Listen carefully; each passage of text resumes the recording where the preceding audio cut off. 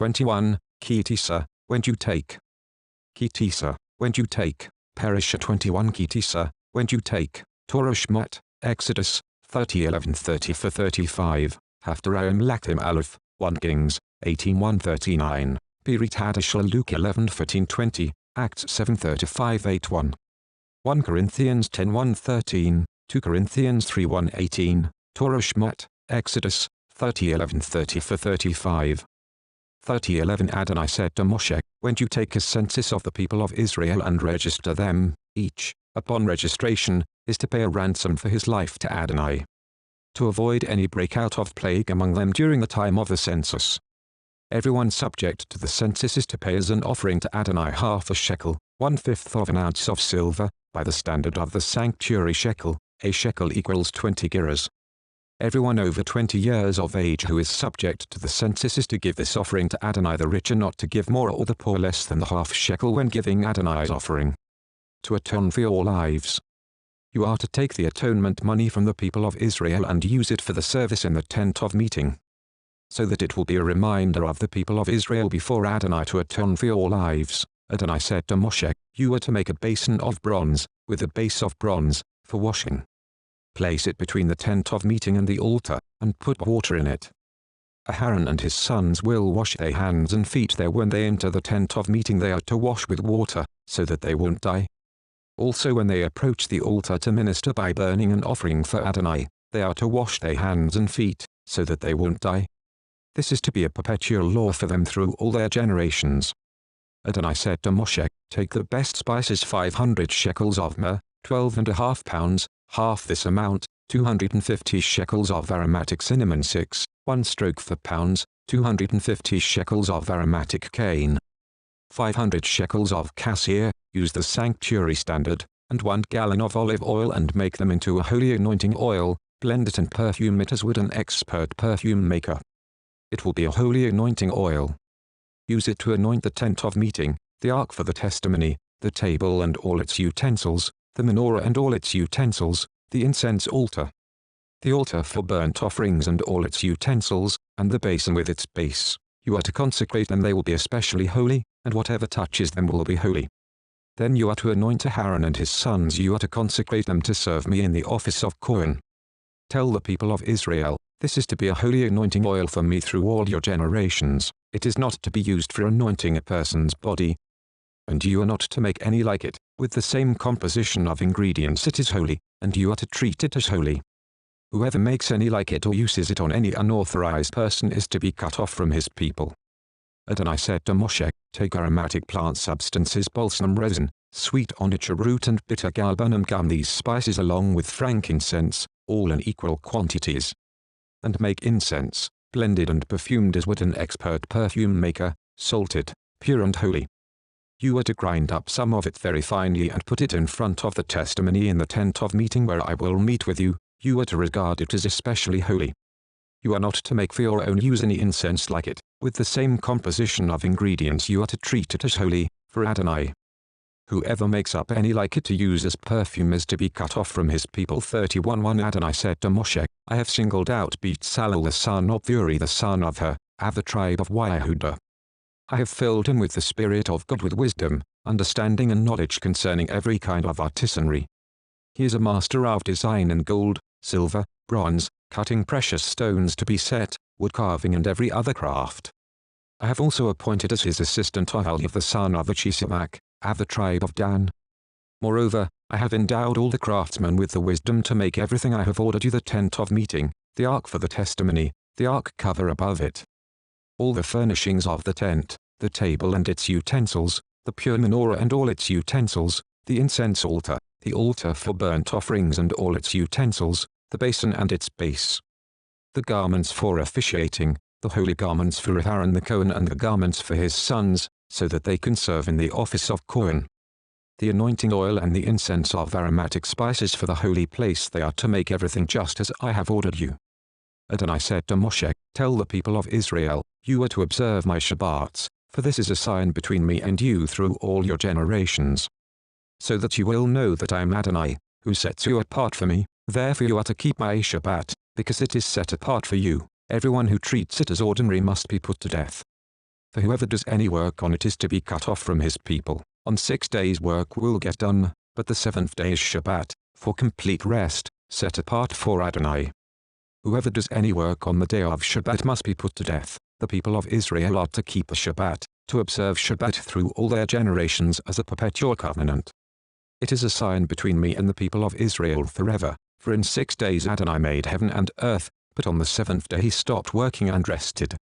When he had finished speaking with Moshe on Mount Sinai, Adonai gave him the 2 tablets of the testimony, tablets of stone inscribed by the finger of God. 32:1 When the people saw that Moshe was taking a long time to come down from the mountain, they gathered around Aaron and said to him, "Get busy, and make us gods to go ahead of us. Because this Moshe, the man that brought us up from the land of Egypt, we don't know what has become of him." Aaron said to them, "Have your wives, sons and daughters strip off their gold earrings, and bring them to me." The people stripped off their gold earrings and brought them to Aaron. He received what they gave him, melted it down, and made it into the shape of a calf.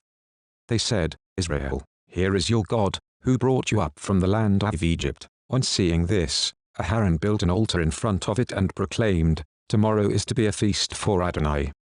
Early the next morning they got up and offered burnt offerings and presented peace offerings. Afterwards, the people sat down to eat and drink. Then they got up to indulge in revelry. Adonai said to Moshe, "Go down, hurry, your people, whom you brought up from the land of Egypt, have become corrupt, so quickly they have turned aside from the way I ordered them to follow. They have cast a metal statue of a calf, worshipped it, sacrificed to it and said, 'Israel, here is your God, who brought you up from the land of Egypt.'" Adonai continued speaking to Moshe, "I have been watching these people, and you can see how stiff-necked they are. Now leave me alone, so that my anger can blaze against them, and I can put an end to them. I will make a great nation out of you instead." Moshe pleaded with Adonai his God. He said, "Adonai, why must your anger blaze against your own people, whom you brought out of the land of Egypt with great power and a strong hand? Why let the Egyptians say, it was with evil intentions that he led them out, to slaughter them in the hills and wipe them off the face of the earth? Turn from your fierce anger, relent. Don't bring such disaster on your people. Remember Abraham, Yitzchak and Israel, your servants, to whom you swore by your very self. You promised them, 'I will make your descendants as many as the stars in the sky, and I will give all this land I have spoken about to your descendants, and they will possess it forever.'" Adonai then changed his mind about the disaster he had planned for his people. Moshe turned and went down from the mountain with the 2 tablets of the testimony in his hand, tablets inscribed on both sides, on the front and on the back. The tablets were the work of God, and the writing was the writing of God, engraved on the tablets. When Yahushua heard the noise of the people shouting, he said to Moshe, "It sounds like war in the camp." He answered, "That is neither the clamor of victory nor the wailings of defeat. What I hear is the sound of people singing." But the moment Moshe got near the camp, when he saw the calf and the dancing, his own anger blazed up. He threw down the tablets he had been holding and shattered them at the base of the mountain. Seizing the calf they had made, he melted it in the fire and ground it to powder, which he scattered on the water. Then he made the people of Israel drink it. Moshe said to Aaron, "What did these people do to you to make you lead them into such a terrible sin?" Aaron replied, "My Lord shouldn't be so angry. You know what these people are like, that they are determined to do evil. So they said to me, 'Make us gods to go ahead of us.' Because this Moshe, the man that brought us up from the land of Egypt, we don't know what has become of him," I answered them, "Anyone with gold, strip it off." So they gave it to me. I threw it in the fire, and out came this calf. When Moshe saw that the people had gotten out of control because Aaron had allowed them to get out of control, to the derision of their enemies, Moshe stood at the entrance to the camp and shouted, "Whoever is for Adonai, come to me." All the descendants of Levi rallied around him. He told them, "Here is what Adonai, the God of Israel, says: each of you, put his sword on his side, and go up and down the camp, from gate to gate. And every man is to kill his own kinsman, his own friend and his own neighbor." The sons of Levi did what Moshe said, and that day 3,000 of the people died. Moshe said, "You have consecrated yourselves today to Adonai, because every one of you has been against his own son and against his own kinsman, in order to bring a blessing on yourselves today." The next day Moshe said to the people, "You have committed a terrible sin. Now I will go up to Adonai, maybe I will be able to atone for your sin." Moshe went back to Adonai and said, "Please. These people have committed a terrible sin. They have made themselves a god out of gold. Now, if you will just forgive their sin. But if you won't, then, I beg you, blot me out of your book which you have written." Adonai answered Moshe, "Those who have sinned against me are the ones I will blot out of my book. Now go and lead the people to the place I told you about. My angel will go ahead of you. Nevertheless, the time for punishment will come, and then I will punish them for their sin." Adonai struck the people with a plague because they had made the calf, the one Aaron made. 33:1 Adonai said to Moshe, "Leave, you and the people you brought up from the land of Egypt, and move on from here toward the land of which I swore to Abraham, Yitzchak and Yaakov. I will give it to your descendants. I will send an angel ahead of you. And I will drive out the Canaanite, Amori, Hittite, Perizzite, Hivi and Yebusi. You will go to a land flowing with milk and honey. But I myself will not go with you, because you are such a stiff-necked people that I might destroy you on the way." When the people heard this bad news, they went into mourning. And no one wore his ornaments. Adonai said to Moshe, "Tell the people of Israel, you are a stiff-necked people. If I were to go up with you for even one moment, I would exterminate you. Now, keep your ornaments off, then I will decide what to do to you." So from Mount Horeb onward, the people of Israel stripped themselves of their ornaments. Moshe would take the tent and pitch it outside the camp, far away from the camp. He called it the tent of meeting. Everyone who wanted to consult Adonai would go out to the tent of meeting, outside the camp. Whenever Moshe went out to the tent, all the people would get up and stand, each man at his tent door, and look at Moshe until he had gone into the tent. Whenever Moshe entered the tent, the column of cloud would descend and station itself at the entrance to the tent, and Adonai would speak with Moshe. When all the people saw the column of cloud stationed at the entrance to the tent, they would get up and prostrate themselves, each man at his tent door. Adonai would speak to Moshe face to face, as a man speaks to his friend. Then he would return to the camp. But the young man who was his assistant, Yahushua the son of Nun, never left the inside of the tent. Moshe said to Adonai, "Look, you say to me, make these people move on. But you haven't let me know whom you will be sending with me. Nevertheless, you have said, I know you by name, and also, you have found favor in my sight. Now, please, if it is really the case that I have found favor in your sight, show me your ways, so that I will understand you and continue finding favor in your sight. Moreover, keep on seeing this nation as your people." He answered, "Set your mind at rest, my presence will go with you, after all." Moshe replied, "If your presence doesn't go with us, don't make us go on from here. For how else is it to be known that I have found favor in your sight, I and your people, other than by your going with us? That is what distinguishes us, me and your people, from all the other peoples on earth." Adonai said to Moshe, "I will also do what you have asked me to do, because you have found favor in my sight, and I know you by name." But Moshe said, "I beg you to show me your glory." He replied, "I will cause all my goodness to pass before you, and in your presence I will pronounce the name of Adonai. Moreover, I show favor to whomever I will, and I display mercy to whomever I will. But my face," he continued, "you cannot see, because a human being cannot look at me and remain alive. Here," he said, "is a place near me, stand on the rock. When my glory passes by, I will put you inside a crevice in the rock and cover you with my hand, until I have passed by. Then I will remove my hand, and you will see my back, but my face is not to be seen." 34:1 Adonai said to Moshe, "Cut yourself 2 tablets of stone like the first ones. And I will inscribe on the tablets the words that were on the first tablets, which you broke. Be ready by morning. In the morning you are to ascend Mount Sinai and present yourself to me on the top of the mountain. No one is to come up with you, and no one is to be seen anywhere on the mountain. Don't even let the flocks or herds feed in front of this mountain." Moshe cut 2 stone tablets like the first. Then he got up early in the morning and, with the 2 stone tablets in his hands, ascended Mount Sinai, as Adonai had ordered him to do. Adonai descended in the cloud, stood with him there and pronounced the name of Adonai. Adonai passed before him and proclaimed Yad Hevavhe. Yad Hevavhe, Adonai, is God, merciful and compassionate, slow to anger, rich in grace and truth, showing grace to the 1000th generation, forgiving offenses, crimes and sins.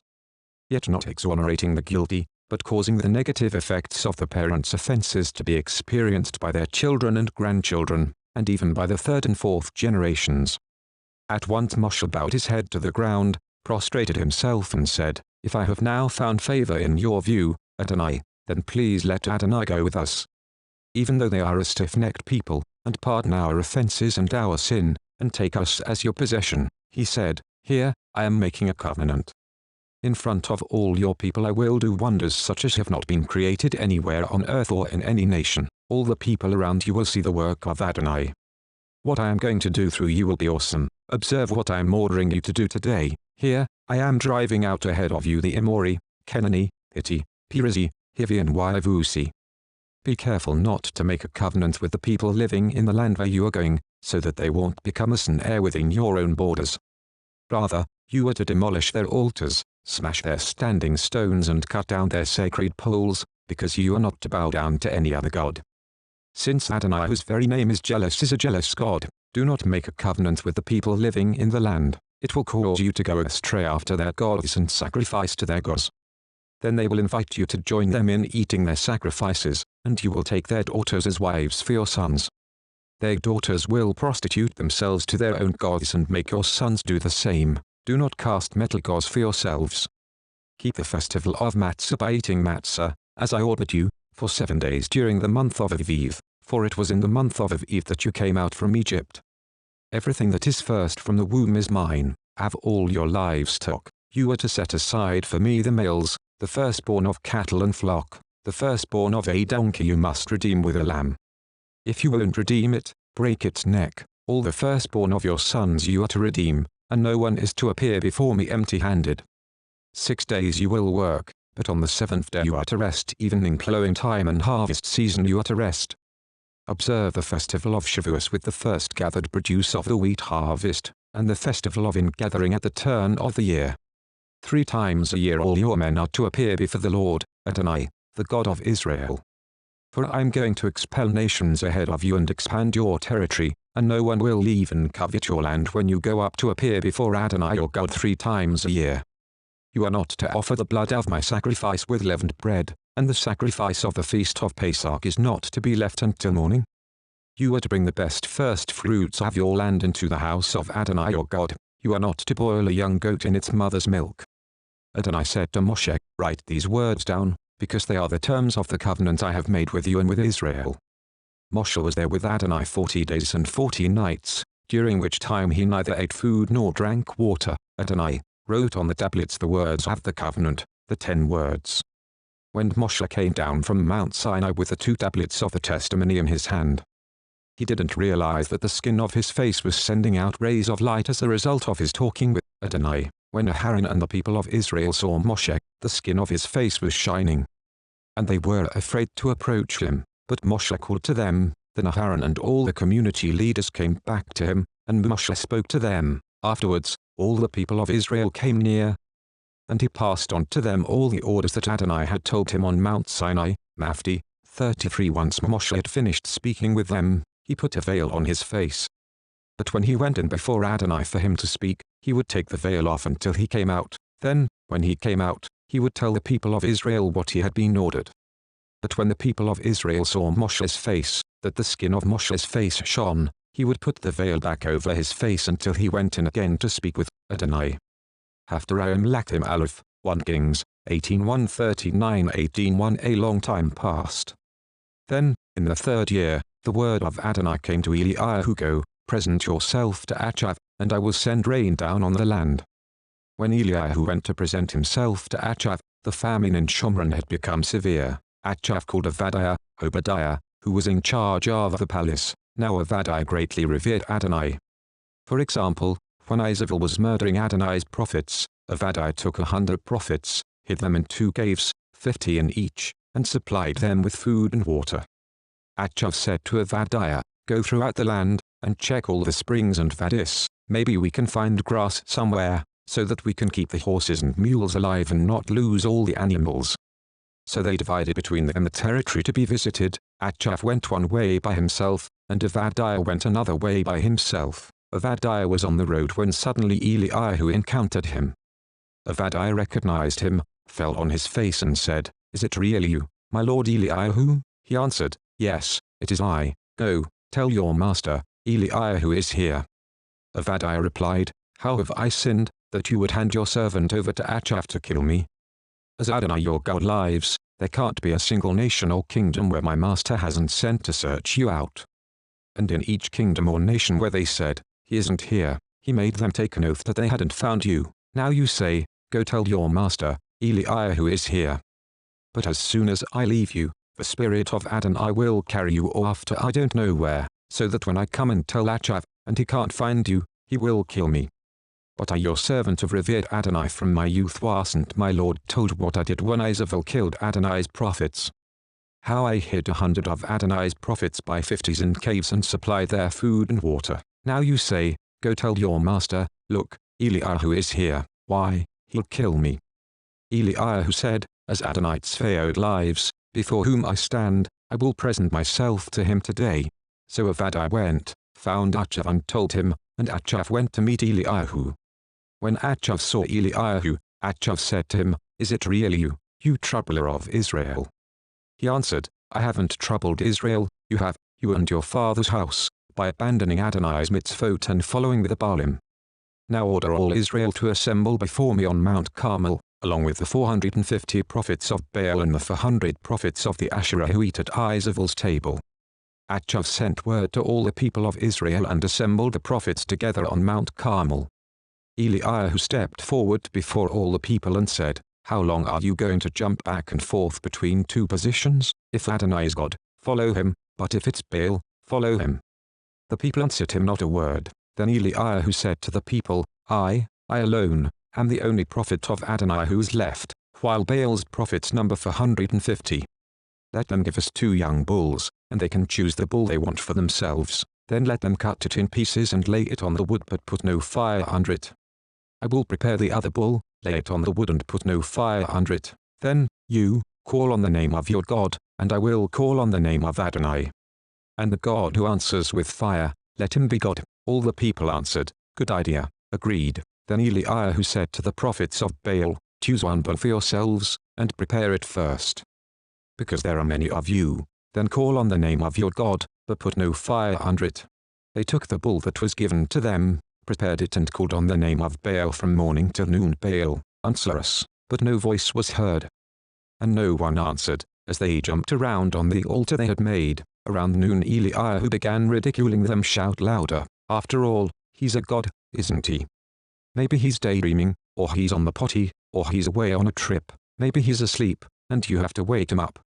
So they shouted louder and slashed themselves with swords and knives, as their custom was, until blood gushed out all over them. By now it was afternoon, and they went on ranting and raving until it was time for the evening offering, but no voice came, no one answered, no one paid any attention. Then Eliyahu said to all the people, Come here to me. All the people came up to him, as he set about repairing the altar of Adonai that had been broken down. Eliyahu took 12 stones, in keeping with the number of tribes of the sons of Yaakov, to whom the word of Adonai had come, saying, Your name is to be Israel. With the stones he built an altar in the name of Adonai. Then he dug a trench around the altar large enough for half a bushel of grain. He arranged the wood, cut up the bull and laid it on the wood. Then he said, Fill 4 pots with water, and pour it on the burnt offering and on the wood. They did it. Do it again, he said, and they did it again. Do it a 3rd time, he said, and they did it a 3rd time. By now the water was flowing around the altar, and it had filled the trench. Then, when it came time for offering the evening offering, Eliyahu the prophet approached and said, Adonai, God of Abraham, Yitzchak and Israel, let it be known today that you are God in Israel, and that I am your servant, and that I have done all these things at your word. Hear me, Adonai, hear me, so that this people may know that you, Adonai, are God, and that you are turning their hearts back to you. Then the fire of Adonai fell. It consumed the burnt offering, the wood, the stones and the dust, and it licked up the water in the trench. When all the people saw it, they fell on their faces and said, Adonai is God. Adonai is God.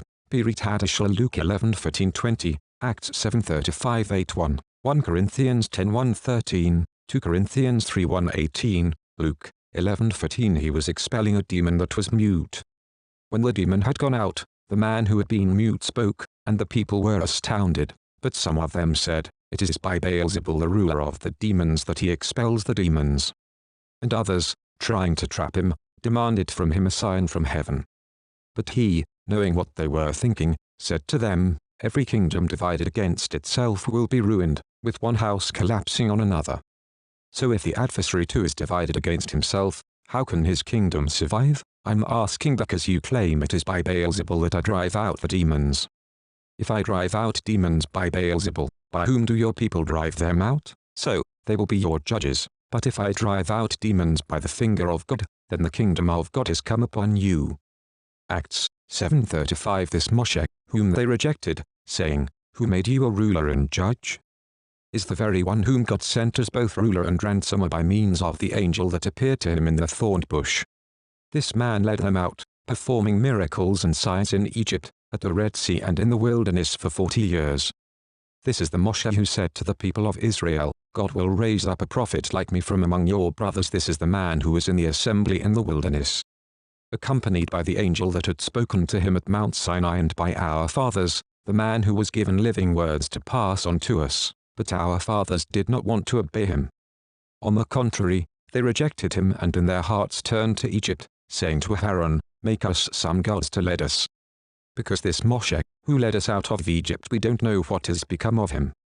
That was when they made an idol in the shape of a calf and offered a sacrifice to it and held a celebration in honor of what they had made with their own hands. So God turned away from them and gave them over to worship the stars, as has been written in the book of the prophets. People of Israel, it was not to me, that you offered slaughtered animals and sacrifices for 40 years in the wilderness. No, you carried the tent of Molech, and the star of your god Rephan, the idols you made so that you could worship them. Therefore, I will send you into exile beyond Babel. Our fathers had the tent of witness in the wilderness. It had been made just as God, who spoke to Moshe, had ordered it made, according to the pattern Moshe had seen. Later on, our fathers who had received it brought it in with Yahushua when they took the land away from the nations that God drove out before them, so it was until the days of David. He enjoyed God's favor and asked if he might provide a dwelling place for the God of Yaakov, and Shlomo did build him a house, but he lion does not live in places made by hand, as the prophet says. Heaven is my throne, says Adonai, and the earth is my footstool. What kind of house could you build for me? What kind of place could you devise for my rest? Didn't I myself make all these things? Stiff-necked people, with uncircumcised hearts and ears, you continually oppose the Ruach HaKodesh. You do the same things your fathers did. Which of the prophets did your fathers not persecute? They killed those who told in advance about the coming of the Tzaddik, and now you have become his betrayers and murderers. You, who receive the Torah as having been delivered by angels but do not keep it. On hearing these things, they were cut to their hearts and ground their teeth at him. But he, full of the Ruach HaKodesh, looked up to heaven and saw God's Shekinah, with Yeshua standing at the right hand of God. Look! He exclaimed, I see heaven opened and the Son of Man standing at the right hand of God. At this, they began yelling at the top of their voices, so that they wouldn't have to hear him. And with one accord, they rushed at him, threw him outside the city and began stoning him. And the witnesses laid down their coats at the feet of a young man named Shaul. As they were stoning him, Stephen called out to God, Lord Yeshua, receive my spirit. Then he kneeled down and shouted out, Lord, don't hold this sin against them. With that, he died. 8:1 And Shaul gave his approval to his murder. Starting with that day, there arose intense persecution against the Messianic community in Jerusalem. All but the emissaries were scattered throughout the regions of Yehuda and Shomron. 1 Corinthians 10:1. Brothers, I don't want you to miss the significance of what happened to our fathers. All of them were guided by the pillar of cloud, and they all passed through the sea, and in connection with the cloud and with the sea they all immersed themselves into Moshe. Also they all ate the same food from the Spirit, and they all drank the same drink from the Spirit, for they drank from a Spirit-sent rock which followed them, and that rock was the Messiah. Yet with the majority of them God was not pleased, so their bodies were strewn across the desert. Now these things took place as prefigurative historical events, warning us not to set our hearts on evil things as they did. Don't be idolaters, as some of them were. As the Tanakh puts it, the people sat down to eat and drink, then got up to indulge in revelry. And let us not engage in sexual immorality, as some of them did, with the consequence that 23,000 died in a single day. and let us not put the Messiah to the test, as some of them did, and were destroyed by snakes, and don't grumble, as some of them did, and were destroyed by the destroying angel. These things happened to them as prefigurative historical events, and they were written down as a warning to us who are living in the Acharit Hayamim. Therefore, let anyone who thinks he is standing up be careful not to fall. No temptation has seized you beyond what people normally experience, and God can be trusted not to allow you to be tempted beyond what you can bear. On the contrary, along with the temptation He will also provide the way out, so that you will be able to endure. 2 Corinthians 3:1. Are we starting to recommend ourselves again? Or do we, like some, need letters of recommendation either to you or from you? You yourselves are our letter of recommendation, written on our hearts, known and read by everyone. You make it clear that you are a letter from the Messiah placed in our care, written not with ink but by the Spirit of the living God, not on stone tablets but on human hearts. Such is the confidence we have through the Messiah adored God. It is not that we are competent in ourselves to count anything as having come from us, on the contrary, our competence is from God. He has even made us competent to be workers serving a new covenant, the essence of which is not a written text but the Spirit, for the written text brings death, but the Spirit gives life. Now if that which worked death, by means of a written text engraved on stone tablets, came with glory, such glory that the people of Israel could not stand to look at Moshe's face because of its brightness. Even though that brightness was already fading away, won't the working of the Spirit be accompanied by even greater glory? For if there was glory in what worked to declare people guilty, how much more must the glory abound in what works to declare people innocent? In fact, by comparison with this greater glory, what was made glorious before has no glory now, for if there was glory in what faded away, how much more glory must there be in what lasts? Therefore, with a hope like this, we are very open, unlike Moshe, who put a veil over his face, so that the people of Israel would not see the fading brightness come to an end. What is more, their minds were made stone-like, for to this day the same veil remains over them when they read the Old Covenant. It has not been unveiled, because only by the Messiah is the veil taken away. Yes, till today, whenever Moshe is read, a veil lies over their heart. But, says the Torah, whenever someone turns to Adonai, the veil is taken away. Now, Adonai in this text means the Spirit, and where the Spirit of Adonai is, there is freedom. So all of us, with faces unveiled, see as in a mirror the glory of the Lord, and we are being changed into His very image, from one degree of glory to the next, by Adonai the Spirit.